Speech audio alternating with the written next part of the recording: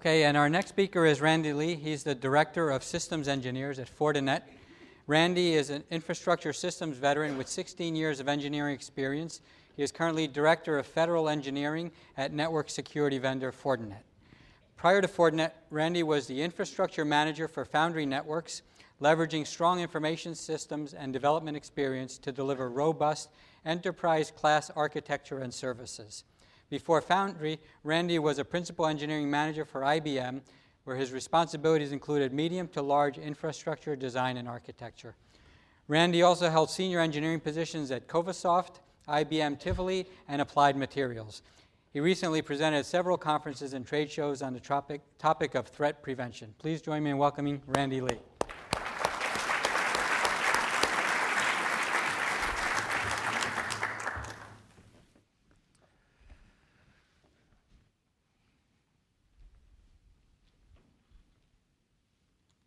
I'm just getting oriented real quick to make sure I know which buttons are in the right order here. So today I'm going to talk a little bit about Fordent, a little bit about addressing the cyber threats as they stand today, and a little bit about Fordent as well, who we are as a company. For those of you that are not familiar with Fordent as a company, we've essentially been founded, we were founded in 2000 as a security company, but of course our roots go back much further than just 2000. Essentially, as a company, our CTO and our CEO are the original founders of a company many of you might have heard of is NetScreen.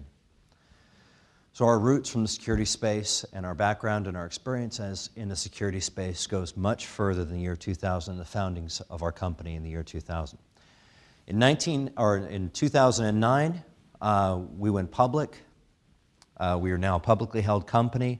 We've experienced, even since our IPO, consistent growth as a company, 29% year over year. We're the recognized leaders today by Gartner, IDC, Forrester, Frost & Sullivan within the space that is considered the UTM space today. So it's a little bit about Fordent before we begin here. Fordent is a technology. One of the things that we have pioneered in the security space is integrating what has traditionally been disconnected or different types of security technologies, whether it's your intrusion prevention, your VPNs, your antivirus, your firewalling technology. We have designed and developed this from the ground up 100% by Fordent, no OEMs on this. The software components as well as the ASIC hardware components to add a performance advantage in performing advanced security functions on every one of our security appliances. Behind all of our appliances and our devices, of course, we have what we call our FortiGuard Threat Research Team. Our FortiGuard Threat Research Team essentially is a global 24/7 threat research team in place to address, identify, and of course, update our systems to mitigate against threats as they are evolving on a daily and a minute-by-minute basis. Not only do we take all of those security technologies that we've designed and developed and that hardware ASIC coprocessors on our appliances, we take all of those security components and we integrate them onto a single integrated device, reducing your cost of ownership, reducing your administration complexity, and at the same time increasing your security. I'll talk a little bit more about that as I go through a couple of the slides here, how it increases your security through this integration. But integration as the threats are evolving to an ever-growing market, and as was discussed, things like people downloading applications every minute, every other second. You're going to the Android marketplace, you're going to the Apple App Store. It's very easy on pretty much any device, whether you've got a Sonos, no matter what you have out there, to download a new app, new capabilities. And of course, with that, you have to adapt and you have to look at different pieces of information to identify the threats as they stand today. So I'll go in more depth onto that as well.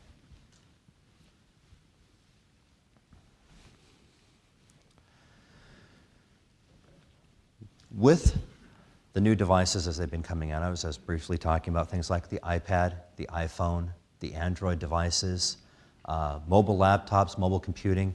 It's more the norm than not today to be wirelessly connected, whether you're doing some work from home, you're doing work out of Starbucks, you're doing work off of your iPad 2. Even before here, I was doing some work even on my iPad 2 just before here, wirelessly connected to the AT&T network, and then of course VPN'd into a Fortinet network. Protecting these different types of devices, identifying where they are, who they are, what type of information these devices are sharing, what type of communications is occurring on these devices is critical that any security solution that is chosen identifies and of course runs on these types of devices to identify threats that could exist. It's not just a machine, it's not just Apple, Linux, or Windows anymore.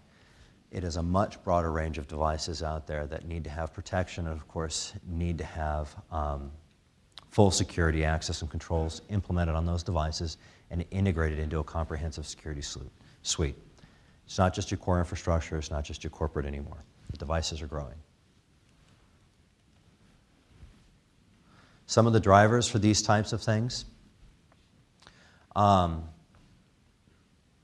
Of course, separate from the portability of these types of devices, separate from the mobility and the appeal of these devices, these types of devices are essentially driving a rapid adoption of wireless technology. I'm no longer plugged into a wire. I can no longer depend 100% on things like 802.1x anymore. I now have to go and expand further in my reach in order to say I need to control the wireless access points, the wireless repeater devices. I need to have full access to that communications and full access to that content. In order to do that, you essentially have to expand your view, your security view, into your wireless infrastructure. Mobile handsets and netbooks, of course, you see netbooks and notebooks are not driving that growth as much as your mobile devices, such as your iPads and PDAs. Also some of the verticals are driving this. Many of you might have seen healthcare, energy, medical, federal space. You'll notice that more and more devices are, of course, wireless, whether you're getting patient records, whether you're doing a PCI transaction, if any of you have gone to an Apple store recently and actually purchased anything. It's these types of technologies driving the growth and expansion of things like wireless technologies. And wireless technologies, why I bring this up, also drives the demand and the need to implement security infrastructure or security requirements around, are you PCI compliant? Do you have intrusion prevention and detection capabilities? Do you have rogue access point detection, rogue access point mitigation?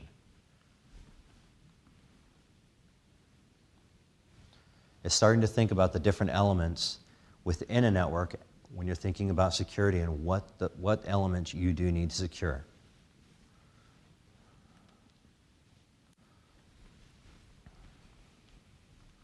When talking about the growth of the different devices and implementing an infrastructure to protect a broad range of devices into these environments, of course, it becomes an important factor to consider.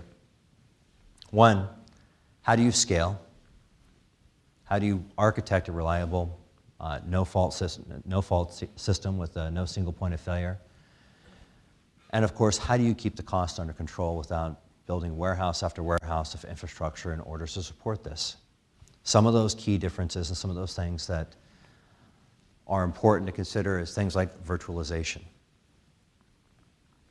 When you're investing in an infrastructure and you're building a cloud-based infrastructure, a data center-based infrastructure, a service provider type infrastructure, virtualization becomes an important element, an important key to consider when providing security services and isolating traffic to a particular function, whether it may be from a per customer basis, a per client basis, per company basis, or a particular service within the cloud itself, being able to dynamically provision on the fly, isolate that traffic, and apply individual security services that are tailored to each one of those individual virtual clouds is something to consider when deploying and, of course, architecting security solutions today. Also, something else to keep note of, when you are architecting a virtualized solution or a security solution out there as well, don't always get gouged with licensing fees, OEM costs. Since Fortinet designs and develops our technology 100% ourselves, there's no OEMs involved with our technologies or any of our products. There's no license keys, nothing critical when you're architecting or sizing or virtualizing a type of security device like this. When you integrate this many security technologies, simplicity, of course, is important and is key to making sure this is successful. Today's environment, the next major piece that comes up time and time again, of course, now with the exhaustion of the IPv4 network, IPv6 is essentially where everyone needs to start expanding or looking into for growth. We've exhausted the entire address space, the IPv4 address space. IPv6 has been around for some time, of course. The adoption has been slow. There's been a number of initiatives in different places driving IPv6, but of course now is really the time that it's really starting to get a serious push in all of the different sectors. And adoption is becoming key. Fordent is one of the companies within when it comes to IPv6, when it comes to security, we have definitely been pioneering the security space within IPv6 for some time. We have achieved multiple certifications early on.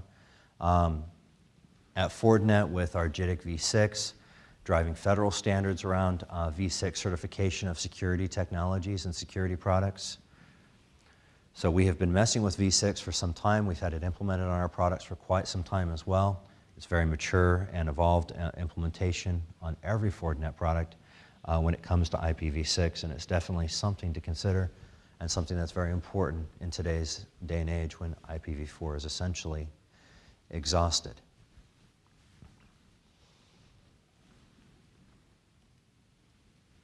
Some of those main drivers that we've seen, obviously a lot of the first drivers I've seen, we've seen it even at Fordent drive a lot of this, of course, started with Japan. Now, of course, the federal space started driving pretty heavily after Japan, pushing Fordent towards full implementation and support for IPv6, or the 6th generation IP network technology. Now, of course, obviously within the carrier space, service provider space, these are some of our other major customers that are driving us towards better support on IPv6 and, of course, pushing towards full implementation of our IPv6-based security technology. I'm going to go into a little bit more detail about Fordent's solution and how essentially we address the modern, what I'll call more of the modern threats as they stand today. The types of issues, the types of attacks that we see within different networks. What is Fordent's approach to addressing that problem? How do we solve it? First, I start with the evolution, the basic evolution of firewall security. We've all heard of firewalls. Now, of course, next generation firewalls commonly referred to when someone's talking about next gen firewalls, commonly include these components. These are the most common components for a next gen firewall. You've got your firewall, your VPN, application control services. You're moving beyond just that traditional access control list on your old school firewalls. You're moving right into providing who's allowed to go to YouTube, who's allowed to go to Facebook, who can play Farmville. And then, of course, you integrate some intrusion prevention. This is a great evolution from a firewall standpoint, but the piece that's missing on this, of course, is there are other elements and other security threats that this is essentially not addressing. Those other pieces and those other elements that you need to consider are things like your antivirus, your anti-spyware, your vulnerability assessment technology. What type of devices are there? Who's using them and where are they being used for? Man-in-the-middle inspection for encrypted communications. Nothing is secure anymore when it comes to inspecting and identifying threats. Encrypted communications can be decoded, and that content can be scanned for threats now. That's essentially a man in the middle. Your wireless LAN and your endpoint technology. A comprehensive security solution needs to include all of these components to address the threats as they stand today. Not only does it need to include all of those components need to work together.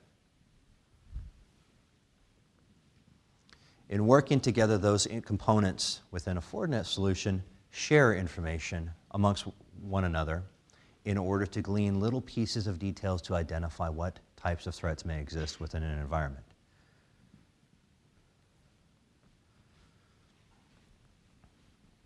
This is where each one of those security technologies essentially can complement one another. This is where taking your security approach and taking each one of the security components and saying, individually they may identify a piece of a threat, or they may identify results of a particular threat. Together, by sharing information amongst these different services on an integrated security appliance, you're able to see a much wider picture as far as what is being communicated or what is being sent through your network to identify those threats quicker. This, of course, also helps in moving beyond just your traditional virus or signature-based technology. Today's day and age, the threats that exist today are no longer something that can just be detected with signature-based antivirus or intrusion prevention or your application control. Today's modern type technology are threats like botnets or stuxnets. Stuxnets, I know, I always have a problem pronouncing stuxnets as well. Less commonly heard of, but just to give everyone an idea, stuxnets are essentially the type of attack that was used, and it made the news about 4 months ago, to bring down the Iranian power grid.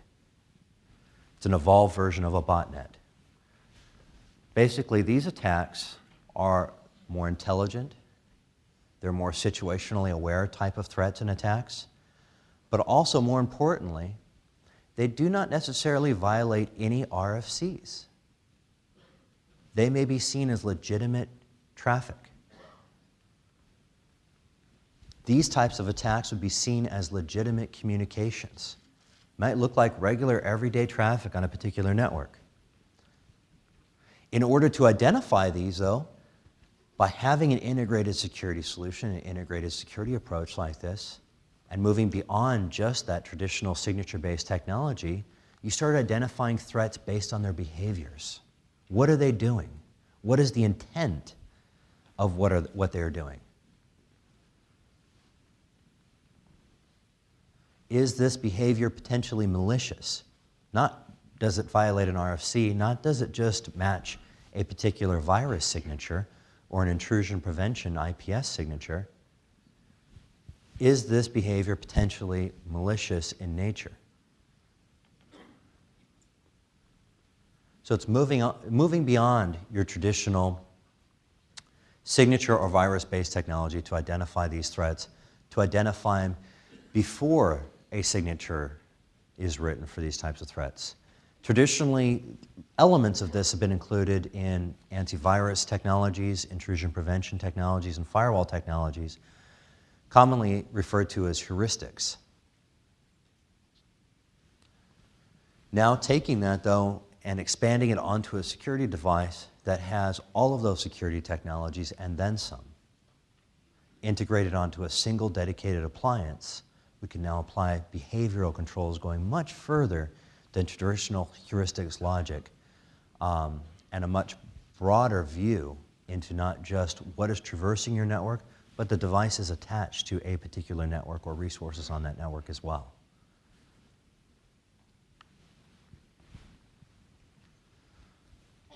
See, I tried to rush through this and get through it in 20 minutes, and now I'm actually on my last slide, and I still got 1:40 left.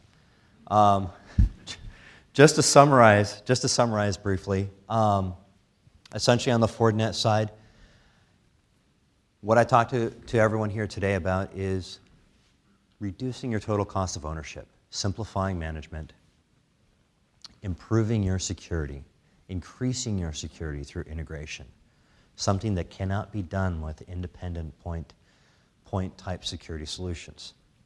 Integration is key to moving to where the threats exist today. And then, of course, doing that in real time. Stop the threats as they're happening, before they're happening, not after they're happening, once you get a signature update. Do we have questions? Okay, we do. Over here, question over here? Do we have a question? No, okay. If there's no questions, thank you Okay. everyone for your time. Thank you very much, Randy. I didn't feel rushed. That was excellent.